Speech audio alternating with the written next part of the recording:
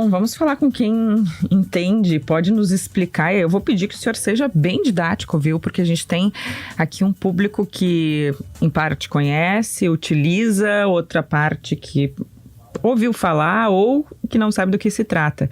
Advogado, professor especializado em Direito Digital, Juliano Madalena, bem-vindo, bom dia. Bom dia. Bom, vamos começar por o porquê de a DeepSeek ter virado manchete nesses últimos 2 dias, quando se falava muito em ChatGPT e outras variações de Big Techs dos Estados Unidos, e aí vem essa chinesa que tiram o espaço e faz com que as americanas percam valor de mercado. O que aconteceu? Por que ela ficou mundialmente conhecida agora? Bom, nós temos aqui algumas questões interessantes que vão desde questões técnicas e principalmente geopolíticas, tá? Então, o que essa empresa chinesa fez em relação à conhecida OpenAI norte-americana?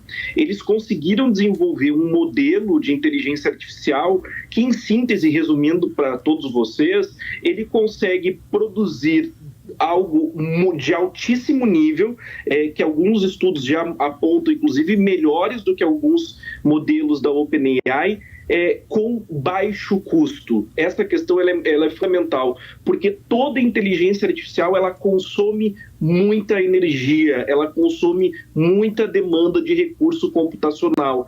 E isso, naturalmente, vai impactar no custo da tecnologia. Então, tem uma questão aqui de progresso tecnológico da inovação, isto ocorreu em razão desse modelo e vai impactar naturalmente no custo. A consequência foi que o mercado, portanto, norte-americano, a Bolsa de Valores, precificou as empresas de Big Tech, em especial a NVIDIA, que é uma empresa especializada em componentes eletrônicos para inteligência artificial, e ao fazê-lo, justamente retirou o valor de mercado dessa empresa, identificando o seguinte: olha, nós temos uma nova concorrente, um novo player que reduziu o custo da inteligência artificial no mundo e, portanto, nós precisamos reorganizar os valores desse mercado.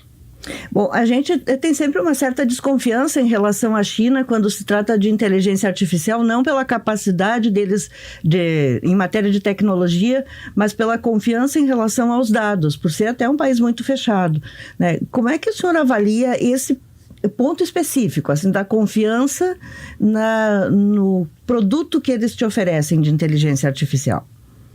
E aí tem uma questão interessantíssima. Bom, o que essa tecnologia faz em relação aos dados? Ela te dá 2 opções. A primeira opção é justamente o usuário navegar diretamente na plataforma da DeepSeek, assim como a gente já faz no ChatGPT, e da mesma forma como no ChatGPT, os dados eles transitam entre o usuário para a plataforma e, naturalmente, sendo uma empresa chinesa, haverá transferência de dados para a China, para servidores de uma empresa chinesa. Só que tem um grande detalhe em relação a isso.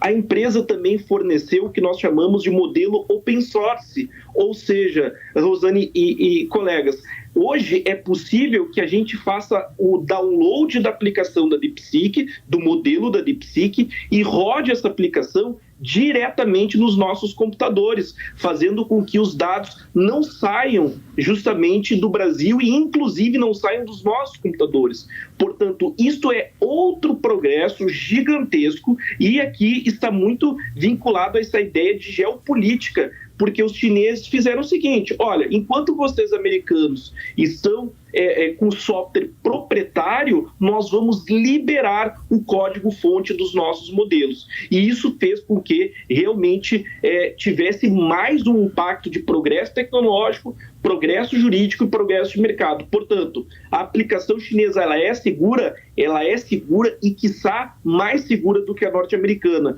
porque qualquer usuário no mundo pode fazer download do código-fonte utilizado, rodar internamente no seu computador, inclusive sem acesso à internet, garantindo com que os dados fiquem no computador, coisa que hoje a aplicação do ChatGPT, por regra, não permite. E no telefone celular, porque também tem mais essa dúvida, né, que as pessoas comuns têm, assim, será que se eu usar pelo meu telefone celular, os meus dados não serão roubados?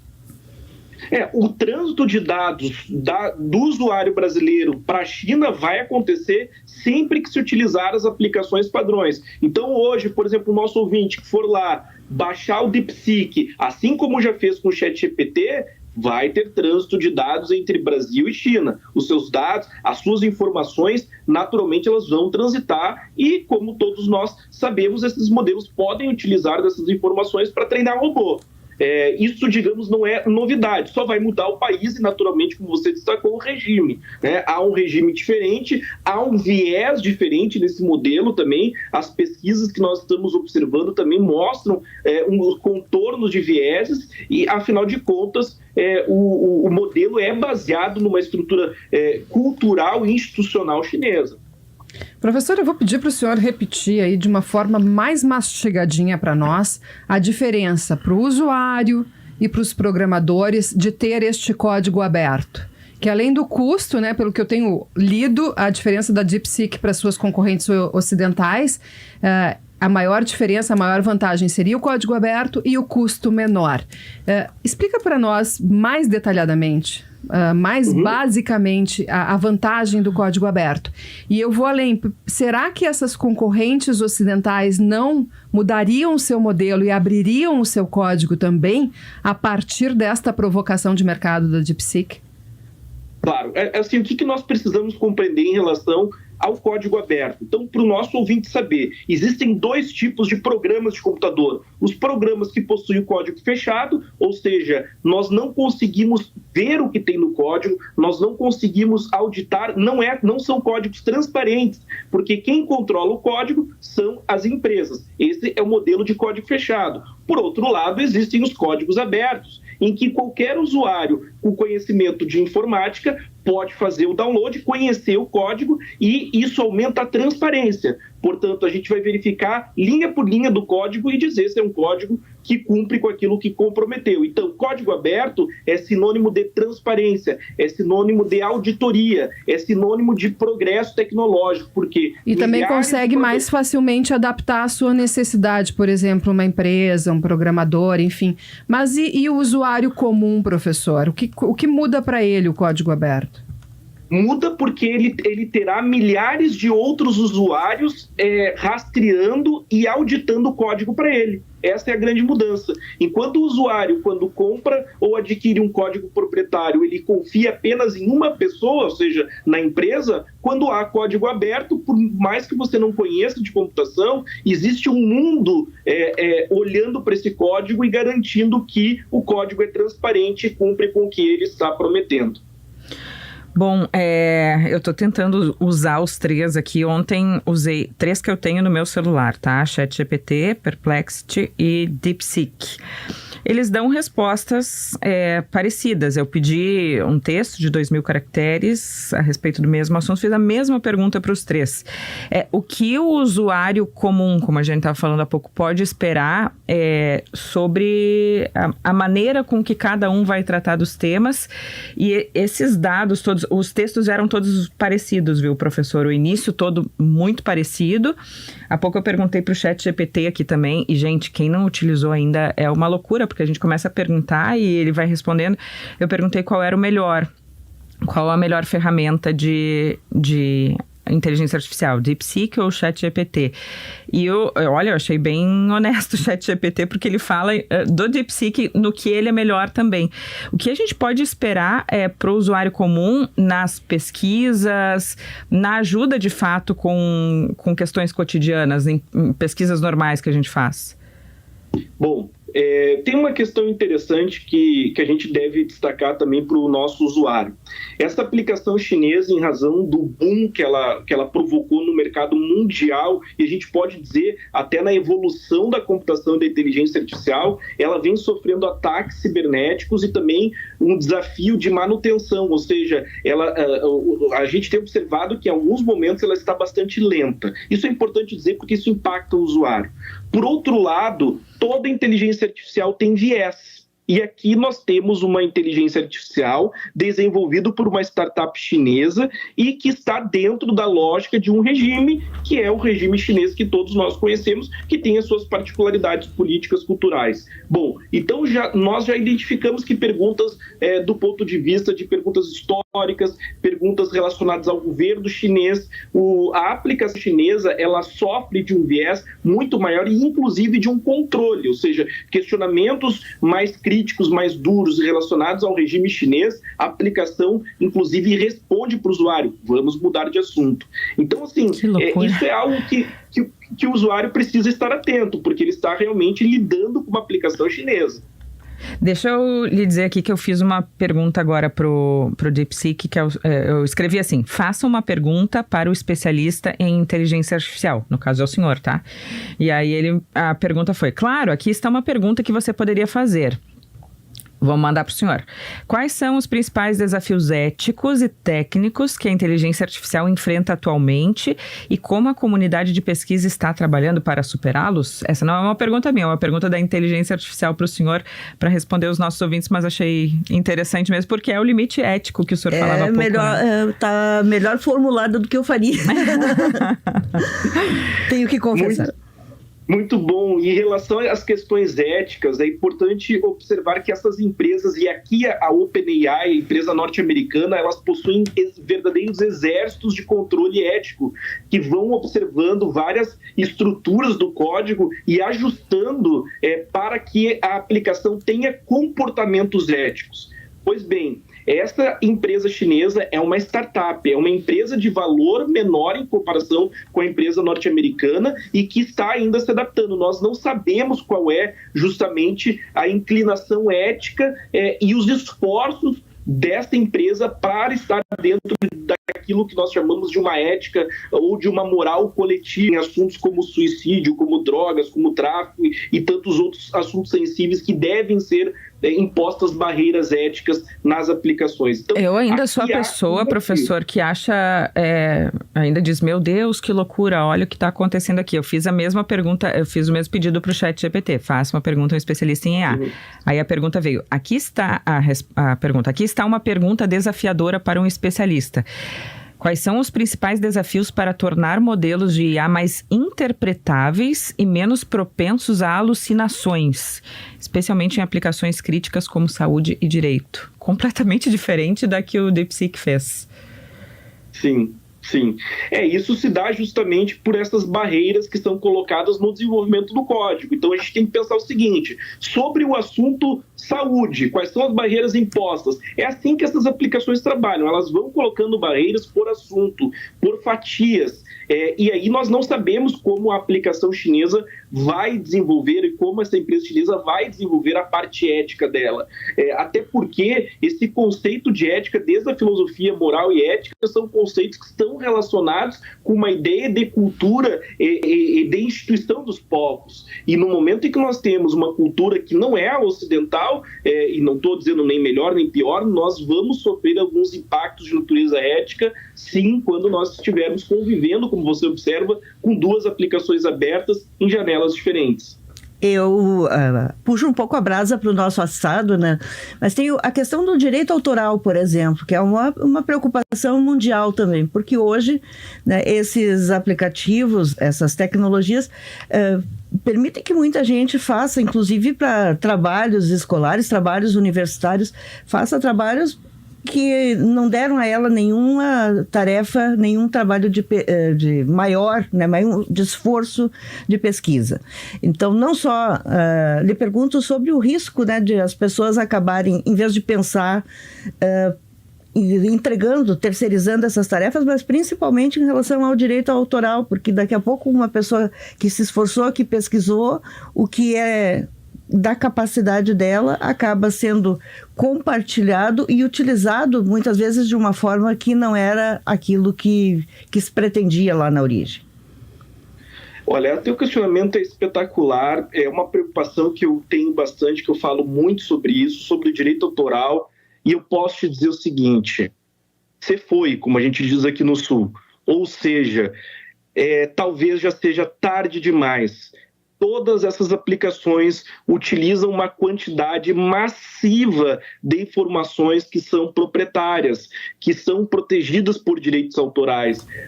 E agora o questionamento é o seguinte: qual é o incentivo que o autor, que a autora terá para desenvolver o seu trabalho autoral? Uma vez que tudo que nós produzimos pode virar insumo de robô, pode ser utilizado para treinar o robô. Então eu como professor universitário na faculdade, a gente está mudando a forma de metodologia dos alunos, porque nós nos colocamos na seguinte posição: será que nós vamos ficar corrigindo trabalhos produzidos por robôs? Então, assim, o direito autoral, ele, digamos, não conseguiu acompanhar o progresso tecnológico. Hoje, a gente tem inteligência artificial em absolutamente tudo, e se nós não revermos a forma de tutela, de proteção da produção autoral, nós teremos um grande problema de desenvolvimento cultural da humanidade. Porque, volto a dizer, quais serão os incentivos que nós vamos dar para nós, seres humanos, desenvolvermos e publicarmos a nossa criatividade, se tudo aquilo que nós produzirmos for utilizado para robôs, inclusive a gente não está falando nem em remuneração financeira, sem o devido crédito. Professor, eu quero fazer uma pergunta linkando aí, inclusive, uma perspectiva que se tem para a economia do Rio Grande do Sul, que são os data centers, tá? Por quê? O senhor falou no início da nossa entrevista sobre o armazenamento dos dados, das informações, né? Uma diferença que haveria entre a inteligência artificial, essa da China, e as demais do Ocidente. E tem essa discussão aí que está avançou no Congresso, inclusive, do Marco Legal da Inteligência Artificial no Brasil. Como é que o DeepSeek se encaixa dentro dessa discussão brasileira neste momento? E também, como é que o DeepSeek usa os data centers? Por quê? Porque o Marco Legal da Inteligência Artificial, inclusive um avanço nesse regramento, é essencial para investimentos bilionários em data centers aqui no Rio Grande do Sul. Recentemente, a Scala anunciou um projeto para Eldorado do Sul, um projeto que inicialmente será de 3 bilhões de reais, mas conforme avançar exatamente a inteligência artificial e a necessidade que ela tem desses armazenamentos, desses locais de armazenamentos, esse investimento pode ser muito maior. E o governo do estado vem buscando outros projetos. Aí eu linkei várias pontas, mas eu queria saber de que forma o que está acontecendo nessa briga mundial entre inteligência artificial pode influenciar a nossa economia real aqui no estado. Olha, eu posso dizer o seguinte: essa opção, inclusive, se nós olharmos para o governo e para o nosso estado, de nós termos um grande data center como esse desenvolvido pela Scala, é excelente, porque o mundo dependerá do data center. É importante observar que quando eu digo que o usuário pode fazer o download, baixar a aplicação e o modelo da inteligência artificial e treinar no seu próprio computador, não significa que ele vai conseguir o mesmo desempenho quando a gente utiliza o aplicativo ou o navegador. O que significa?